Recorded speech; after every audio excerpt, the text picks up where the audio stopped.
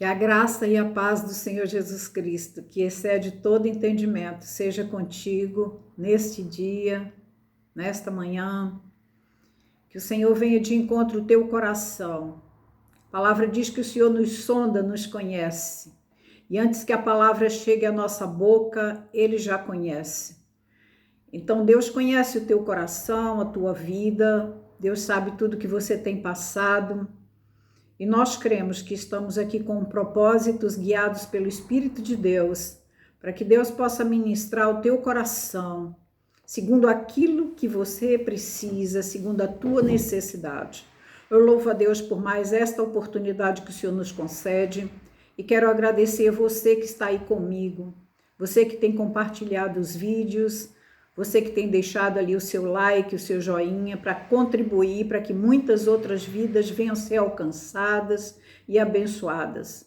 Cremos que estamos vivendo dias difíceis e que é a vontade de Deus, porque Jesus Cristo, quando foi assunto ao céu, antes de ser assunto ao céu, ele deixou uma ordem aos seus discípulos, e de pregar o evangelho a toda criatura.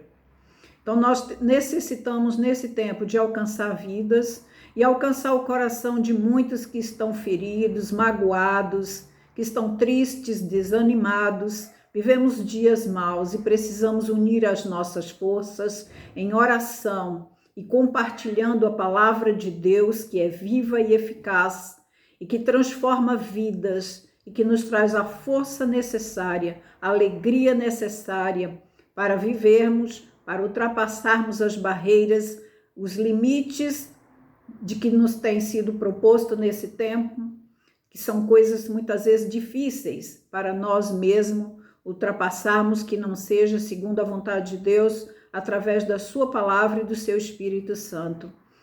Eu queria pedir a você que continue compartilhando os vídeos e que deixe ali o seu joinha, o seu like, se inscreva no canal, porque nós vamos estar sempre postando mensagens e assim você pode ser notificado quando postar uma mensagem nova, e ao mesmo tempo você está contribuindo para que a palavra chegue a outros. Muito obrigada, que o Senhor possa retribuir de forma abundante a sua vida, as orações, por estar aqui comigo. Louvado seja Deus, graças a Deus. Eu queria convidar você a compartilhar uma palavra comigo que se encontra no livro de 2 aos Reis, no capítulo 6, a partir do verso 8. Nós vemos a palavra que diz que o rei da Síria fazia guerra contra Israel e consultou com seus servos, dizendo: em tal e tal lugar estará o meu acampamento. Mas o homem de Deus enviou ao rei de Israel, dizendo: guarda-te de não passares por tal lugar, porque os sírios desceram ali. Pelo que o rei de Israel enviou àquele lugar, de que o homem de Deus lhe falara e de que tinha sido avisado, e se guardou dali. O rei de Israel não foi àquele lugar. Se guardou dali. Não uma nem duas vezes, ou seja, ele ficou apercebido quando o profeta lhe notificou: olha, não vá para tal lugar, porque o rei da Síria tem preparado ali uma emboscada. Pelo que o rei de Israel enviou àquele lugar, de que o homem de Deus lhe falara e de que eu tinha avisado, e se guardou ali, não só uma, nem duas vezes. Então se turbou com este incidente o coração do rei da Síria. O rei da Síria se sentiu incomodado. Como que eles não vieram àquele lugar? Porque estava previsto eles virem ali. E questiona então com os seus servos, porque ele estava com o coração inquieto, turbado. E chamou os seus servos e lhes disse: não me fareis saber quem dos nossos é pelo rei de Israel? Ou seja, o rei da Síria inquiriu dos seus servos quem dos nossos está nos traindo e levando os nossos planos ao rei de Israel. E disse um dos seus servos: não, ó rei meu senhor, Mas o profeta Eliseu, que está em Israel, faz saber ao rei de Israel as palavras que tu falas na tua câmara de dormir. E ele disse: vai ver onde ele está, para que eu envie e mande trazê-lo. Ou seja, um dos servos do rei da Síria notificou ao rei dizendo: não, aqui não existe traidor. Simplesmente há um profeta em Israel, o profeta Eliseu.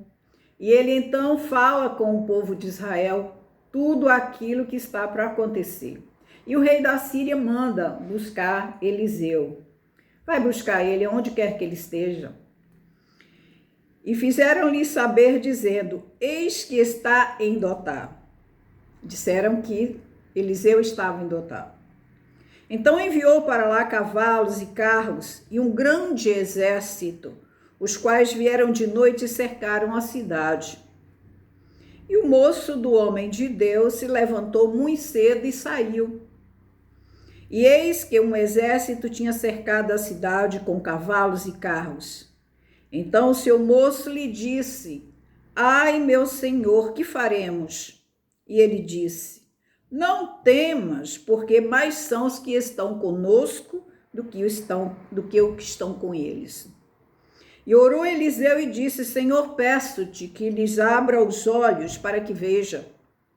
E o Senhor abriu os olhos do moço e viu, e eis que o monte estava cheio de cavalos e carros de fogo em redor de Eliseu. Graças a Deus.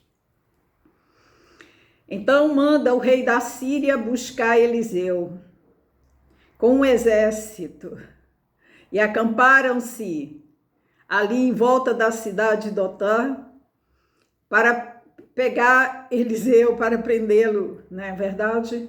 Mas Deus é Pai, Deus vê todas as coisas e Deus guarda os seus. A palavra diz no Salmo 121 que ele é o guarda fiel do seu povo e ele não tosqueneja nem dorme, mas ele vela pelos seus.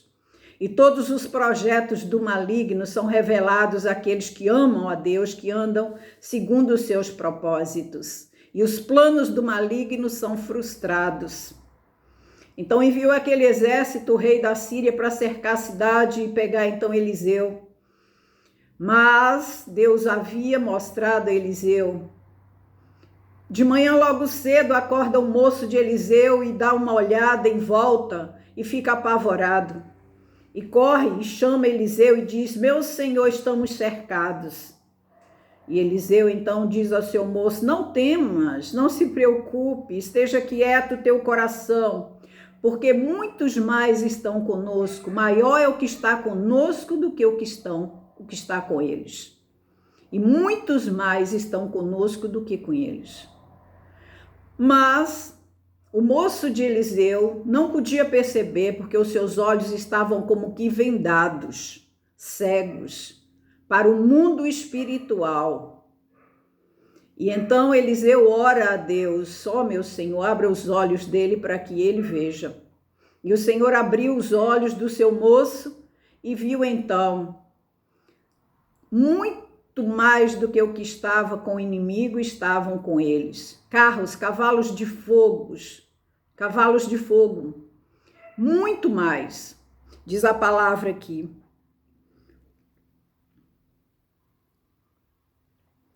E desceram a ele Eliseu e orou ao Senhor e disse: peço-te, Senhor, que abra os olhos para que ele veja.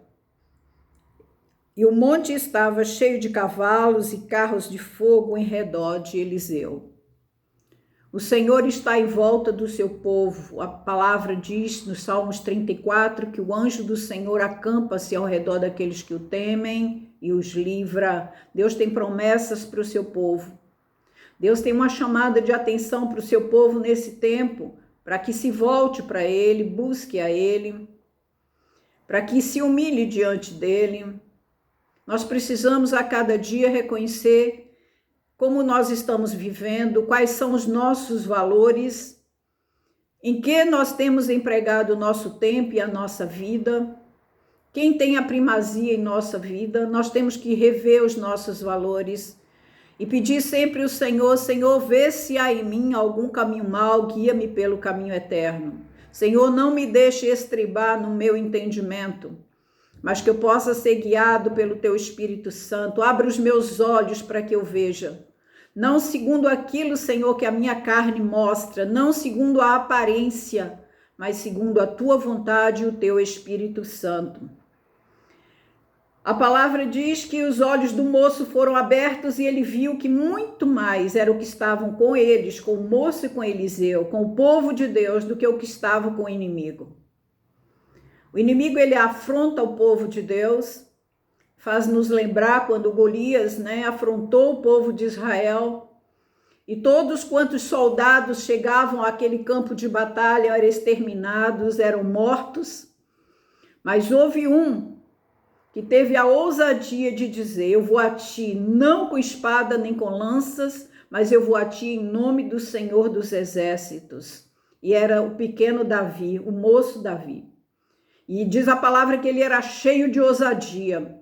Deus requer de nós nesse tempo ousadia, determinação, iniciativa, não nos conformar com o que estamos vendo, mas avançar pela fé, resistindo ao diabo. A palavra diz: resistir ao diabo e ele fugirá de vós. Nós não temos que ser intimidados pela afronta do maligno, e não se engane. Muitas pessoas vivem no engano. Acham que muitas vezes, por ler a Bíblia, por ir à igreja, o inimigo não está por perto. A palavra diz que ele está ao derredor, bramando como um leão, procurando a quem possa tragar. E os olhos do inimigo, a visão do inimigo não é o mundo, porque o mundo já pertence a ele. Mas a visão do inimigo, o propósito do inimigo é afrontar o povo de Deus, é impetrar o medo, impetrar a ansiedade, a falta de esperança, a falta de fé. Que os corações ficam turbados, angustiados, temerosos de tudo que vê e de tudo que acontece. E ele afronta com armas cruéis, com armas espirituais, do medo, do temor, da insegurança, da falta de fé. Muitos têm desfalecido na fé. Uma das coisas que eu gostaria de destacar é: não se engane, não se deixe dominar pelo medo. Medo, pavor, insegurança. É uma visão errônea. Pensamentos lançados pelo maligno. O medo é uma visão errônea. O medo é uma afronta do inimigo. Não tenha medo. A palavra diz: resista ao diabo e ele foge de vós. E é verdade, só podemos resistir ao diabo através da palavra de Deus, com as orações, com a palavra de Deus, que ela é vida, ela é poderosa para desfazer as obras do maligno, para desfazer potestades e principados, planos malignos. Deus tem dado autonomia, autoridade aos seus servos. Deus tem dado sabedoria, discernimento, mas muitos e muitas vezes não têm tempo para ouvir Deus. Levando em meditação pelo Espírito, podemos perceber que muitas pessoas estão tão envolvidas no que diz ser a obra de Deus, a pregar, a ministrar, a orar, a buscar, que às vezes não tem tempo para ouvir Deus. Falam, oram, mas sempre segue os desígnios dos seus pensamentos e a sua razão. Eu estive observando uma situação esses dias e pensei seriamente sobre o assunto, porque são pessoas cheias da graça de Deus e que estão realmente envolvidas com a obra de Deus, mas muitas vezes não estão ouvindo, não estão apercebidos daquilo que Deus está falando.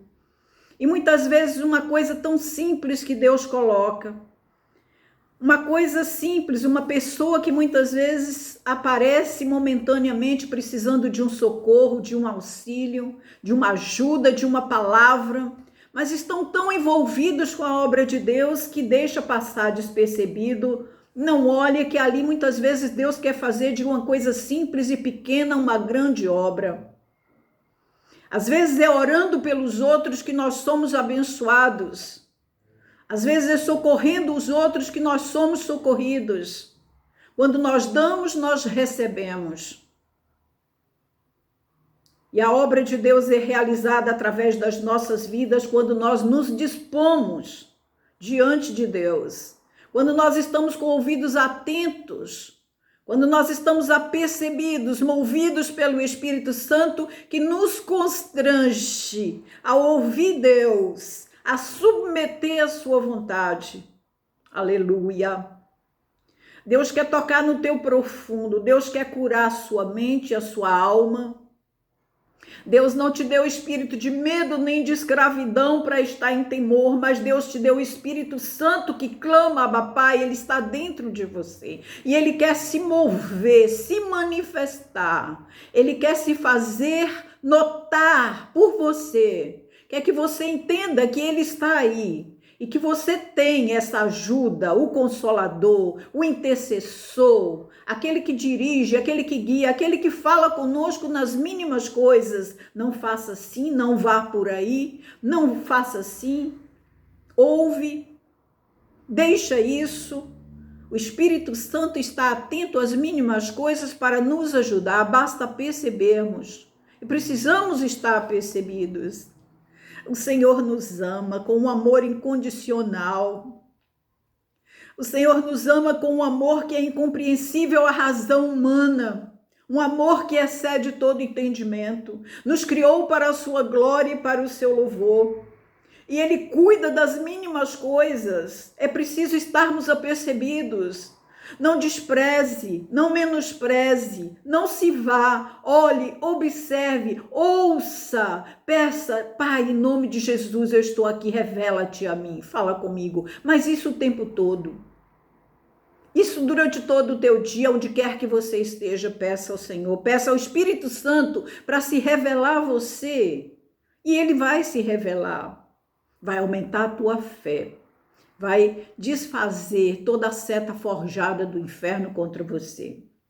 Essa angústia, essa tristeza, essa ansiedade, essa frustração, esse desânimo, ou muitas vezes a concordância, não, esse problema é assim mesmo e eu tenho que lidar e Deus me ajuda e eu vou levando. Deus não tem isso para você.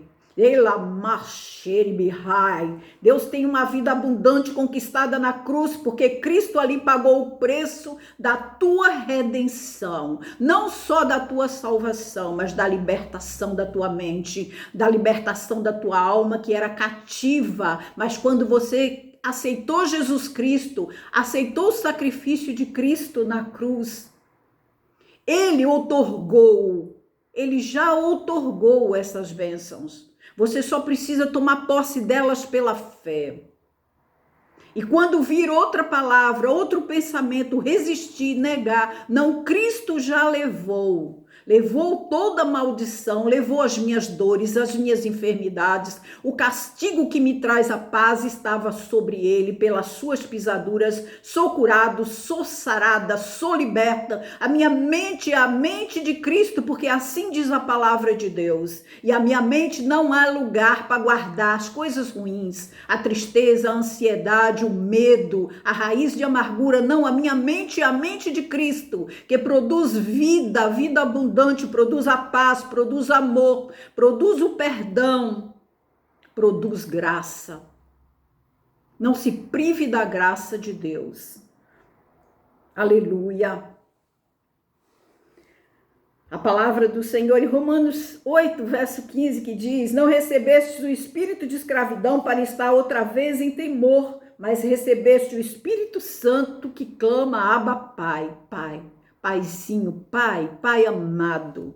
Você sente isso? Sente que Deus é o teu Pai e que Ele está presente e nunca te abandonou? Você sente que Ele te amou com um amor que excede todo entendimento e que você nunca vai encontrar esse amor? Você não vai encontrar no teu marido, no teu namorado, você não vai encontrar na tua mulher, na tua namorada, você não vai encontrar nos filhos, você não vai encontrar no mundo o amor, um pouquinho do amor de Deus, que excede todo entendimento. O amor de Deus é inescrutável, é inexplicável, não tem como explicar.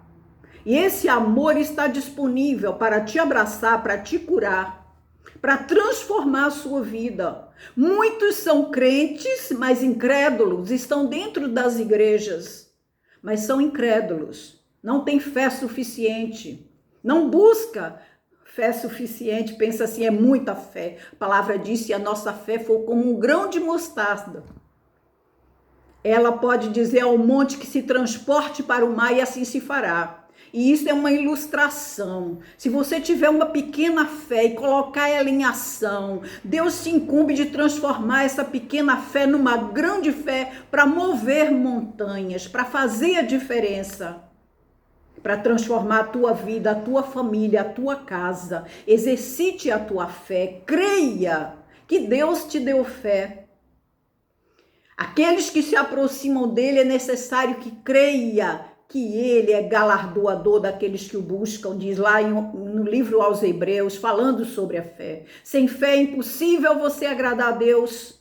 E se você tem um pouco de fé, creia que ele é galardoador. Ele te abençoa com todas as bênçãos. Louvado seja o nome do Senhor. É triste quando observamos que muitos que se dizem cristãos não exercitam a fé, são incrédulos. Vive anos e anos.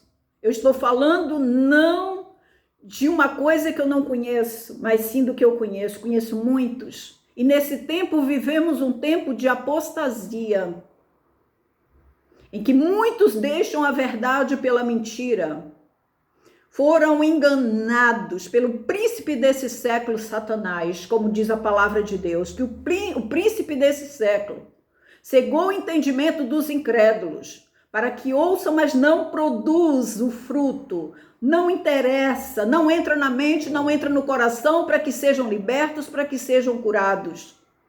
Quando pensamos assim, pensamos o incrédulo lá do mundo, não, muitas vezes. Aqueles que se dizem crentes, mas são incrédulos, não dão lugar para o Espírito Santo, nega a veracidade dos dons espirituais, negam uma fé que conquista a vitória, negam uma fé que transforma a vida, transforma o lar, transforma os filhos, transforma a família e nos leva a Deus constantemente em louvor, em adoração. Participantes da glória de Deus, participantes do reino de Deus, usufruindo da graça de Deus. E esses muitos que se tornam incrédulos, duros, religiosos, aí sim vive uma religiosidade, mas não vive uma vida cristã abundante que dá fruto digno de filho de Deus. Você quer dar fruto digno de filho de Deus? Então corra para o mestre, corra para ele. Ele tem muito para te dar. Sabedoria, peça a ele que te dá. Graça, peça a ele, ele te enche da sua graça, aumenta a sua fé, aumenta a sua capacidade de visão, desvenda os teus olhos para que não veja segundo a aparência, mas que veja segundo o Espírito de Deus. Aleluia! Glorificado é o nome do Senhor nosso Deus. Vivemos os tempos de apostasia. Vivemos o tempo de 2 Timóteo 3, que todos homens são amantes de si mesmo, sem amor, sem afeição. E muitos vivendo o contrário à verdade. Deixaram a verdade e estão optando pela mentira.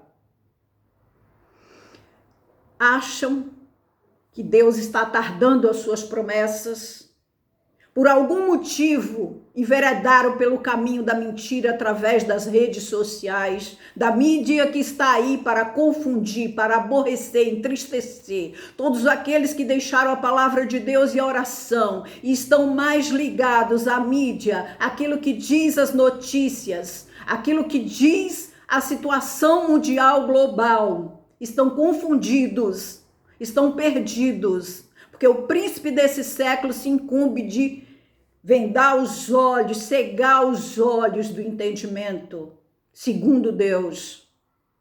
E começam então a ver coisas novas. Muitos que se diziam ou que se mostravam cristãos, abençoados, de oração, desfaleceram na fé, estão indo após ideologias, estão indo após apostasia, estão indo após a nova era e declara que a nova era é a verdade. Há muitos anos atrás, a nova era pregada nas igrejas. Quantas vezes eu ouvi sermões, mensagens que falavam, que traziam conhecimento sobre a nova era. Praga, erva daninha, serpente, que entra furtivamente para enganar, para destruir, para mudar a verdade pela mentira. Mas hoje não. Durante essas 2 últimas décadas, ou por não falar 3 décadas, não se ouve falar na nova era. Não. Sabe por quê? Porque durante muitos e muitos anos, a nova era foi pregada só na igreja, mas era uma coisa que o mundo não falava, o mundo não conhecia.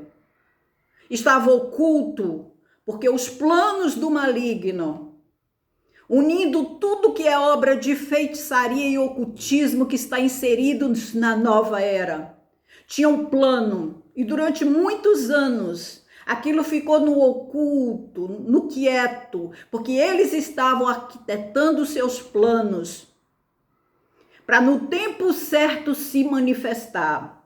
Nós sabemos que tudo isso contribuiu e contribui para a vinda do anticristo. E há muitos e muitos anos, desde sempre, né? Porque desde o Gênesis já foi falado ali sobre a semente de Satanás. E Satanás tem um plano de usurpar aquilo que é de Deus, de tomar, de destruir tudo que se diz Deus. E a nova era, ela é um programa, ela é uma unificação de povos que têm uma mente maligna, voltados para o domínio global. E agora, nesse tempo, sim, está se fazendo notar. Já não é mais oculto. Há muitos tempos aí que já não é mais oculto, já começou a se mostrar como verdadeiramente é. Uma ordem mundial, mudando conceitos, valores, inserindo tudo aquilo que contribui para o caminho do anticristo. E todos os que estão sendo englobados, sendo enfeitiçados, sendo atraídos, enganados, o príncipe desse século cegou o entendimento dos incrédulos. O que quer dizer incrédulo? Aquele que não creu, aquele que deixou de crer, aquele que abandonou suas raízes e se tornou duro de coração, obstinado de coração, com uma visão errônea. E como acontece isso? Costumo dizer, ninguém opta isso por acaso, ou de livre espontânea vontade, e diz assim, vou deixar isso, vou optar por isso. Quando chegam a esse ponto, já estão atraídos, engundados. Porque o príncipe desse século, Satanás, o pai da mentira, engana de uma maneira furtiva. Ele entra mostrando tudo que é bom. Se ele mostrasse o que era mal, ninguém queria. Mas mostra o melhor. E as pessoas incrédulas que deixaram de crer na palavra de Deus, deixaram de ter a palavra de Deus como regra de fé e justiça, deixaram de buscar através do Espírito Santo a revelação de Deus. O príncipe desse século cegou o entendimento dos incrédulos para que deixasse de ver o Cristo ressurreto, que está à direita de Deus Pai, intercede por nós. Que só ele é o caminho. Ele declara, eu sou o caminho, a verdade e a vida. Ninguém vem ao Pai senão por mim. Ninguém vai ao Pai se não for por Jesus. Mas o príncipe desse século cegou o entendimento dos incrédulos, mudou a verdade pela mentira. E muitos acham que Jesus Cristo foi simplesmente um mártir e um profeta. E o tempo dele passou. Só que esquecem de dizer, todos morreram e estão sepultados. Todos os mártires, todos os profetas, entre aspas, todos que morreram foram sepultados. Todos os mestres de ideologias, de filosofias vãs que morreram, foram sepultados e não ressuscitaram. Jesus Cristo, o Filho de Deus, que desceu a esta terra, foi sepultado, mas ressuscitou no terceiro dia, está à direita de Deus Pai. Muitos viram ele depois de ressuscitado, comeram com ele, estiveram com ele. Isso não é história, isso é realidade, isso é a verdade. O Espírito de Deus inseriu isso na nossa mente, no nosso coração. Nós vimos a glória do unigênito de Deus, e isso não é balela, isso não é só palavras, isso é realidade. É a única palavra que muda a vida, que muda conceitos, valores. É a única palavra que liberta os cativos que estão em prisões pelo diabo. É a única palavra que liberta o alcoólatra, o drogado, a prostituta. E eu sou testemunha disso, porque vi muitos serem libertos, mas hoje o que se prega são ideologias, filosofias. São coisas passageiras para engondar, para passar o tempo, e não a palavra da verdade que liberta, que cura o coração, que faz uma cirurgia invisível, porque a palavra é uma espada de dois gumes que faz a divisão entre a alma e o espírito. Esta palavra traz vida. Essa palavra é a verdade. Jesus Cristo, Filho de Deus, ressuscitou, está à direita de Deus Pai, e o domínio pertence a Ele, porque o Pai outorgou todo o domínio, e Ele diz: é-me dado todo o poder no céu e na terra. Ele é o alfa, o ômega. Ele vai voltar em breve e vai levar a sua igreja, e se você não estiver apercebido, se você não estiver ligado, como dizemos, se você não estiver sendo movido pelo Espírito de Deus, você vai ficar. Esteja atento. Não se deixe prender por estas ideologias vãs. Não se deixe prender pela inverdade e a mentira. Afasta-te do mal, afasta-te das redes sociais, afasta-te das televisões, que hoje é uma obra maligna que entra para fazer as pessoas perder o tempo, está ali à mercê, e entra através dela dissensões, divisões, prisões, cadeias, separações, separação de Deus, porque Deus não é conivente com aquilo que você vê em frente a uma tela de televisão. Me desculpe. Respeito todos com as suas religiões, com a sua maneira de viver, mas a palavra de Deus precisa ser pregada, e eu estou aqui para testemunhar daquilo que Deus fez na minha vida e daquilo que eu já vi. Televisão é um instrumento do diabo para entrar na sua casa, para trazer a separação, para trazer os ciúmes, para trazer as contendas, para trazer o vazio à sua mente, porque não edifica. Você pode ter uma TV em casa, você pode ter as redes sociais, mas que você use ela e usufrua dela para